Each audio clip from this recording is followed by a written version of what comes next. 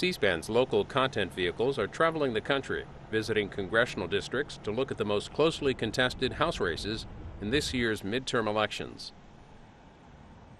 I so appreciate that you are so engaged in the civic process. You know, doing things kind of the old-fashioned way, face-to-face, asking the candidates questions.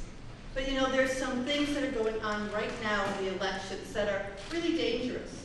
It's not just the poisonous atmosphere of the attack ads, but it's also the $250,000 that the U.S. Chamber of Commerce is pouring into this race against me on behalf of Steve Stivers to buy the seat for him. There are folks out there that are going to spend big money to make sure that they keep the incumbent congresswoman there. She votes with Nancy Pelosi 98% of the time, and they're in charge, and they've got a lot of money. So they're going to throw a lot of money at this race. They're going to say a lot of things that aren't true. Factcheck.org has already hit Mary Jo Kilroy for running a misleading campaign. But I know that the people in this district know the difference. And they also know the difference between being nasty and being tough. And there is a difference. Ohio 15 is really a little microcosm of the country, or at least of Ohio. This race is on the national radar in many respects because it is such a typical district in the Midwest, a typical district in the United States. There's a little bit of everything here, so any factor that you would see playing out on the national stage, you'll see playing out in this district. Mary Jo Kilroy is the incumbent Democrat who's a first-termer. She was elected in 2008. She's on the ballot again this year. Her Republican opponent is Steve Stivers, who ran against her in 2008, lost by a very small margin that year. And then there are also two minor party candidates on the ballot and a write-in candidate. For a freshman, she's been pretty active. She was a key player in the healthcare debate. She was involved in crafting some of the financial regulations that were passed regarding Wall Street. So Stivers, her opponent, has made this really kind of an indictment, if you will, of Nancy Pelosi and of Mary Jo Kilroy's role as a member of the Democratic majority. Well, people are angry. I get that they're angry.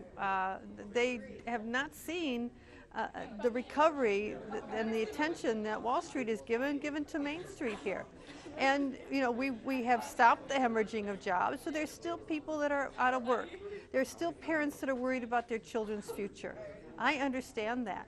And I know how angry people got, because I got angry too when we saw those Wall Street executives, AIG, take some of the, take money and pay themselves big bonuses after the taxpayers had just bailed them out, which is why I voted against the second round of TARP, because I was fed up with that kind of abuse of our taxpayers. So I understand that. They're not really running away from her role as a member of the Democratic majority. They're in fact suggesting that her role has been very positive for the people of Central Ohio, that they've gotten a representative who has a high profile nationally, who has a role in a majority that's doing a lot of stuff. So they're not really trying to minimize her as a member of the congressional majority. What they are trying to do is push back on Stivers as a former bank lobbyist, as someone who they see as kind of a basically a stooge for what happened under the Bush administration, someone who would roll the clock back to an era of unregulated markets, of sort of greed and that kind of thing. My campaign's knocked on about 80,000 doors now, and the issues that come up are jobs and spending, occasionally the health care bill, but that's really a subset of both jobs and spending. So, the unemployment rate in this district is about 8.5%, so 1 out of every 11 people's out of work. We've got to get people back to work. If we want to make sure that we move this country forward, we need to get people back to work. Stivers worked for a bank in Ohio that was acquired by a larger bank. He was their top lobbyist in Ohio, and you'll hear that over and over again, that his role for that bank was essentially to push for policies that favored deregulation and free markets, and he likes to talk about his time as a quote-unquote job creator in Ohio. After that, he became a state senator and served as a state senator for about 5 years or so. He left 2 years ago and has been a private sector person ever since. Mary Jo Kilroy, in terms of her popularity this year versus 2008, obviously in 2008 she was helped out a lot by Obama turnout, both on campus and some of the other parts of the district that saw a real wave of turnout that was associated with Obama's election.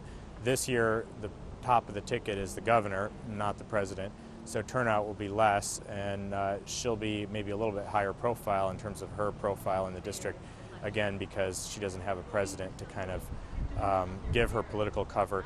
And it is notable that in 2008, Obama carried this district by a pretty large margin. Kilroy carried the district by a much smaller margin.